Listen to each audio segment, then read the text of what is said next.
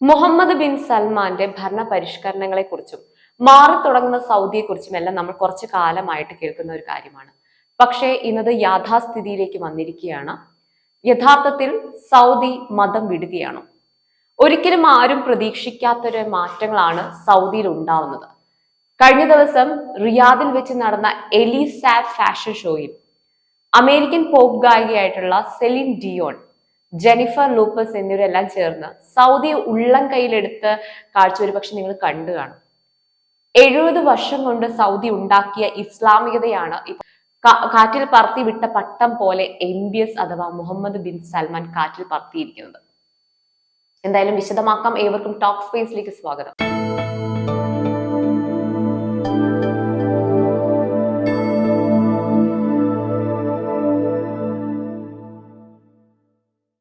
Saudi അങ്ങനെ തിരിച്ചറിയുകയാണ് മതമല്ല പ്രാധാന്യം എന്നുള്ളത്. മതത്തെ ജനങ്ങളിൽ കുത്തിവെച്ചിട്ട് ഒരിക്കലും സൗദിക്ക് മുന്നോട്ട് കൊണ്ടുപോകാൻ കഴിയില്ല എന്ന തിരിച്ചറിവ് നൽകാൻ MBSനെ പോലുള്ള പുലിക്കുട്ടികൾ വേണ്ടി വന്നു. അതിന് സൗദിയുടെ ജനങ്ങൾക്ക് 70 വർഷം കാത്തിരിക്കേണ്ടി വന്നു എന്ന് തന്നെ പറയാം. മക്കയും മദീനയും പോലുള്ള പുണ്യ സ്ഥലങ്ങൾ നിലനിൽക്കുന്നത് കൊണ്ട് തന്നെ അവിടെ കാലാകാലങ്ങളായി കൈമാറി വന്ന മതശാസനകളുണ്ട്. ഈ മതശാസനങ്ങൾ എന്ന് പറയാൻ കഴിയില്ല, തികച്ചും എക്സ്ട്രീം സലഫിസവും വഹാബിസവും കൈമാറി വന്നു എന്ന് പറയുന്നതാകും കൂടുതൽ ശരി. ഇസ്ലാം എന്ന മതത്തെ തീവ്ര ഇസ്ലാമികത അടിച്ചേൽപ്പിച്ച ഒരു രാജ്യം. മറ്റു രാജ്യങ്ങളിലെ മുസ്ലിമുകൾക്ക് അവിടെ മതത്തിൽ എത്രത്തോളം ഇസ്ലാമിക തീവ്രത കൊണ്ടുവരാൻ സാധിക്കുമെന്ന് പഠിപ്പിച്ച അല്ലെങ്കിൽ വഴികാട്ടിയ ഒരു രാജ്യമാണ് സൗദി. സ്ത്രീകൾക്ക് നിഷേധിക്കപ്പെട്ട ആവിഷ്കാര സ്വാതന്ത്ര്യം സൗദിയിൽ നിന്നുമാണ് ഉടലെടുത്തത്. സ്ത്രീകൾ സ്വന്തം തൊലി പുറത്തു കാണിക്കരുതെന്ന കർശന നിയമം കൊണ്ടുവന്ന ഒരു രാജ്യമാണ് സൗദി. എന്നിട്ട് 2002 സൗദി അറേബ്യയിലെ മക്കയിലെ ഒരു ഗേൾസ് സ്കൂളിൽ 15ഓളം പെൺകുട്ടികൾ തീപിടുത്തത്തിൽ വെന്തു മരിച്ചു. അതിൽ 50ഓളം പെൺകുട്ടികൾക്ക് ഗുരുതര പരിക്കേൽക്കുകയും ചെയ്തിരുന്നു. ഇത് 24 വർഷങ്ങൾക്ക് മുൻപ് നടന്നൊരു സംഭവമാണ്. 2002 കാലഘട്ടം എന്ന് പറയുമ്പോൾ നമുക്കറിയാം സലഫിസവും വഹാബിസവും അങ്ങേയറ്റം നിൽക്കുന്ന ഒരു കാലഘട്ടമായിരുന്നു സൗദി. പർദ്ദയും ഹിജാബും ധരിക്കാതെ ആർക്കും പുറത്തിറങ്ങാൻ സാധിക്കാത്ത ഒരു കാലം. അന്ന് സ്കൂളിൽ പോകുന്ന പെൺകുട്ടികൾ ആണെങ്കിൽ പോലും ക്ലാസ് മുറികൾ ചെല്ലാതെ അവർക്ക് ആ ഒരു വസ്ത്രം അഴിച്ചു മാറ്റാൻ സാധിക്കില്ലായിരുന്നു. സ്വാഭാവികമായിട്ടും മക്കയിലെ ഗേൾസ് സ്കൂളിലെ കുട്ടികളും ക്ലാസ് മുറികളിൽ ചെന്ന് കഴിഞ്ഞപ്പോൾ ആ ഒരു കറുത്ത വസ്ത്രം, അതായത് പർദ്ദ അഴിച്ചു മാറ്റി. പെട്ടെന്ന് സ്കൂളിൽ എന്തോ കാരണവശത്താൽ തീപിടുത്തമുണ്ടായി. ഈ കുട്ടികൾ എന്ത് ചെയ്തു? സ്വാഭാവികമായിട്ടും ഇറങ്ങി ഓടും. ആരായാലും ഇറങ്ങി ഓടും അല്ലെ? ആരും ഹിജാബും പർദ്ദയും ഒന്നും ധരിക്കാതെയാണ് പുറത്തേക്ക് ഇറങ്ങി ഓടിയത്. ആ ഒരു സമയത്ത് ജീവനെ രക്ഷിക്കുക എന്ന ലക്ഷ്യം മാത്രമേ എല്ലാവർക്കും ഉണ്ടാകൂ, അല്ലാതെ മതത്തെ ആരും കെട്ടിപ്പിടിച്ചിരിക്കില്ല. എന്നാൽ പുറത്തേക്ക് ഇറങ്ങിയ കുട്ടികളെ റിലീജിയസ് പോലീസ് ആയിട്ടുള്ള മുത്തഹ തിരിച്ച് തീ ആളിക്കത്തുന്ന ക്ലാസ് മുറികളിലേക്ക് പറഞ്ഞയച്ചു. എന്തിനാണെന്നോ? അഴിച്ചു വെച്ച പർദ്ദയും ഹിജാബും ധരിക്കാൻ അവരെ നിർബന്ധിച്ചു. അതിനുവേണ്ടി അവരെ തിരികെ പറഞ്ഞയച്ചു. അങ്ങനെ ആ തീപിടുത്തത്തിൽ നഷ്ടപ്പെട്ടത് 15 ജീവനുകളാണ്. ഒരുപാട് പേർക്ക് അന്ന് ഗുരുതര പരിക്കേൽക്കുകയും ചെയ്തിരുന്നു.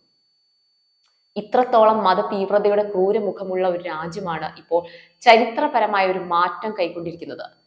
സൗദി അറേബ്യ എന്ന് പറയുമ്പോൾ രാജ്യത്തിന്റെ സമ്പദ് സ്രോതസ് തന്നെ എണ്ണയാണ്, അതായത് എനർജി. ഓയിലും ക്രൂഡ് ഓയിലും എല്ലാം ഉൽപ്പാദിപ്പിക്കുന്ന ഏറ്റവും വലിയ ഉൽപാദക രാജ്യം.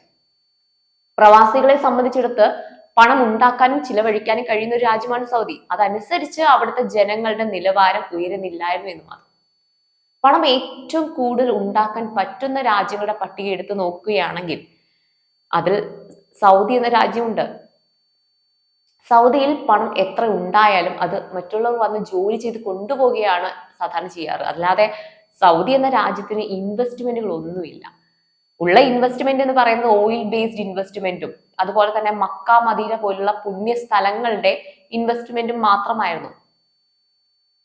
ഇത് മാത്രമായുള്ള സമ്പദ് വ്യവസ്ഥ പടുത്തുയർത്താൻ സാധിക്കില്ല എന്നുള്ള ഒരു തിരിച്ചറിവ് മുഹമ്മദ് ബിൻ സൽമാന് മനസ്സിലാകുകയും എണ്ണയെ ആശ്രയിച്ച് മാത്രം മുന്നോട്ട് പോകാൻ സാധിക്കില്ലെന്ന് മനസ്സിലാക്കിയതോടെ ആണ് വിഷൻ 2030 ആശയത്തിലേക്ക് സൽമാൻ എത്തിച്ചേരുന്നത്.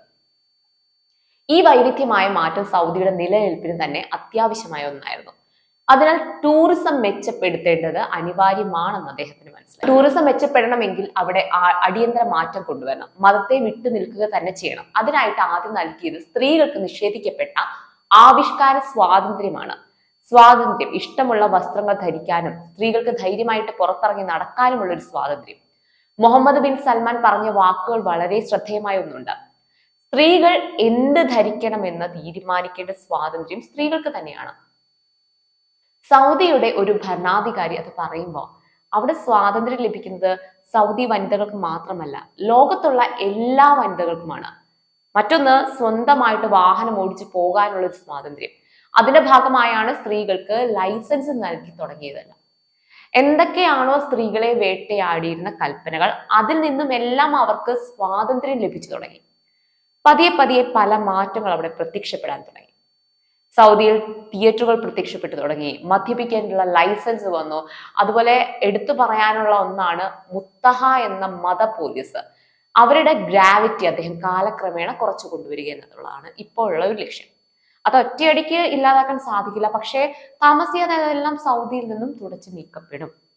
2024 മിസ് യൂണിവേഴ്സ് മത്സരത്തിൽ റൂമി അൽഖദാനി എന്ന സൗദി വനിത പങ്കെടുത്ത ഒരു വാർത്ത ലോകരാഷ്ട്രങ്ങളെ തന്നെ ഞെട്ടിച്ച ഒന്നായിരുന്നു. സൗദിയുടെ കാടൻ ചിന്തകൾക്ക് അടിവരെ ഇട്ടുകൊണ്ട് പുതിയ സൗദി അവിടെ തുടക്കം കുറിക്കുകയായിരുന്നു. സൗദി വളരണം, അതിനു വേണ്ടത് ചിന്തകളാണ് ആദ്യം വളരേണ്ടത്. 6-ാം നൂറ്റാണ്ടിൽ ഉപയോഗിച്ചിരുന്ന ചിന്താഗതികൾ കൊണ്ട് ഇനി മുന്നോട്ട് പോയാൽ തകരാൻ പോകുന്നത് സൗദിയുടെ സമ്പദ് വ്യവസ്ഥ തന്നെയാണ്. അതിന് കൂടുതൽ ഇൻവെസ്റ്റ്മെന്റുകൾ സൗദിയിൽ ഉണ്ടാകണം. ഇപ്പൊ മറ്റു രാജ്യങ്ങളെ സൗദിയിലേക്ക് ആകർഷിക്കണം. അതിന്റെ ഭാഗമായാണ് ഇപ്പോൾ സംഘടിപ്പിച്ചിരിക്കുന്ന ഈ ഒരു ഫാഷൻ ഷോയും എല്ലാം. ഇതെല്ലാം സൗദിയെ ലോകത്തിന് മുന്നിൽ ഒരു ഗ്ലോബൽ സിറ്റി ആക്കി മാറ്റാനുള്ള MBSന്റെ ശ്രമം തന്നെയാണ്. പതിയെ പതിയെ ആണെങ്കിലും സൗദിയുടെ കാടൻ നിയമങ്ങളെ പൂർണ്ണമായിട്ട് മുഹമ്മദ് ബിൻ സൽമാൻ പറിച്ചു കളയുമെന്നുള്ള കാര്യത്തിൽ ഉറപ്പാണ്. അതിന് പിന്നീട് അദ്ദേഹം എത്ര ഭീഷണികൾ നേരിട്ടാലും, ഒരു കാലത്ത് സലഫിസത്തിന് മുങ്ങിക്കിടന്ന ഒരു രാജ്യമാണ്. ലോകത്തെ പല ഇസ്ലാമിക രാഷ്ട്രങ്ങൾക്കും സലഫിസത്തിന് വേണ്ടി ഫണ്ട് ചെയ്തിരുന്നത് പോലും സൗദി ആയിരുന്നു. അവിടെയാണ് മുഹമ്മദ് ബിൻ സൽമാന്റെ ഭരണ പരിഷ്കരണത്തിലൂടെ സലഫിസവും വഹാബിസവും നീക്കം ചെയ്യപ്പെട്ടിരിക്കുന്നത്. സൗദിയിൽ പണ്ട് നിലനിന്നിരുന്ന ഒന്നാണ് നൊയമ്പ് സമയത്ത് കടകൾ തുറക്കരുത് എന്നുള്ളത്. അതിനെല്ലാമാണ് ഇപ്പൊ മാറ്റങ്ങൾ കൊണ്ടുവന്നിരിക്കുന്നത്.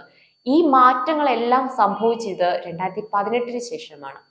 ഇപ്പൊ സൗദിയിൽ സ്ത്രീ സംരംഭകർ ധാരാളം വർദ്ധിക്കാനിരിക്കുകയാണ്. ഇനി അങ്ങോട്ട് 40% സ്ത്രീകളാണ്, സ്ത്രീ സംരംഭകരാണ് സൗദി ഇപ്പോൾ ഉള്ളത്. ബാക്കി 60% പുരുഷന്മാരാണ്. ഇതിനി അടുത്ത കുറച്ച് വർഷങ്ങൾക്കുള്ളിൽ മാറി മറിയും. സൗദി സ്ത്രീ സംരംഭകരുടെ ധാരാളം പണമുണ്ട് അവിടെ. അതിനാൽ അവർ ഉയരുക തന്നെ ചെയ്യും. സൗദിയുടെ ഈ മാറ്റത്തെ ഏറ്റവും കൂടുതൽ പ്രതിഫലിപ്പിക്കാൻ പോകുന്നത് കേരളത്തെയാണ്. കാരണം സൗദിയുടെ പല കാടൻ ചിന്തകളെയും ഇൻസ്പയർ ചെയ്ത് സൗദിയിലെ കാടൻ രീതികൾ എങ്ങനെയായിരുന്നോ അതുപോലെ ചിന്തിച്ചിരുന്ന കേരളത്തിലെ കുറച്ച് ജില്ലകളുണ്ട്. സലഫിസത്തെയും വഹാബിസത്തെയും അക്ഷരം തെറ്റാതെ പറിച്ചെടുത്ത ജില്ലകൾ. ആ ജില്ലകൾക്ക് ഈ മാറ്റം വലിയ രീതിയിൽ തന്നെ ആഘാതം ഉണ്ടാക്കും. ഒരുപാട് പേർ ഈ കാടൻ രീതികൾ മാറ്റം വരണമെന്ന് ആഗ്രഹിക്കുന്നവർ ഉണ്ട്. കാരണം കേരളത്തിലെ മുസ്ലിം സ്ത്രീകളിൽ ഒരുവിധം സ്ത്രീകൾക്കും സ്വാതന്ത്ര്യം നിഷേധിച്ചിരുന്നു. അതിനുള്ളൊരു കാരണം സൗദിയുടെ റിഫ്ലക്ഷൻ ആയിരുന്നു. 4-5 പേരെ വിവാഹം കഴിക്കുന്ന സിസ്റ്റം എല്ലാം അത് സൗദിയിൽ നിന്ന് തന്നെയാണ്. സൗദിയുടെ ഈ ഭരണ പരിഷ്കരണം കേരളത്തെ മുസ്ലിം സമൂഹത്തിന് മാറ്റം കൊണ്ടുവരുമെന്നുള്ള കാര്യത്തിൽ ഉറപ്പായിട്ടുള്ള ഒന്നാണ്. മതത്തെ കെട്ടിപ്പിടിച്ചുകൊണ്ടിരുന്നാൽ സൗദിയിൽ റവന്യൂ കുറയും. അതുകൊണ്ട് സൗദി ഇനി അങ്ങോട്ട് മാറ്റങ്ങളുടെ പർദീസ പണിയും. സൗദിയിൽ തൊഴിലവസരങ്ങൾ എത്രയുണ്ടെന്ന് പറഞ്ഞാലും ഫ്രീഡം ഇല്ലെങ്കിൽ ആരും സൗദിയിൽ വന്ന് ജോലി ചെയ്യില്ല, അല്ലെങ്കിൽ വരില്ല. UAE എങ്ങനെയാണോ അതിലും മികച്ച സമ്പദ് വ്യവസ്ഥയും സാമൂഹിക സാംസ്കാരിക വ്യവസ്ഥിതിയും ഉണ്ടാക്കിയെടുക്കുക എന്നതാണ് മുഹമ്മദ് ബിൻ സൽമാന്റെ ലക്ഷ്യം. എല്ലാം തികഞ്ഞൊരു സൗദിയെ ഉടനെ ലോകത്തിന് മുന്നിൽ പ്രത്യക്ഷപ്പെടുമെന്ന് നമുക്ക് കാത്തിരുന്ന് കാണാം.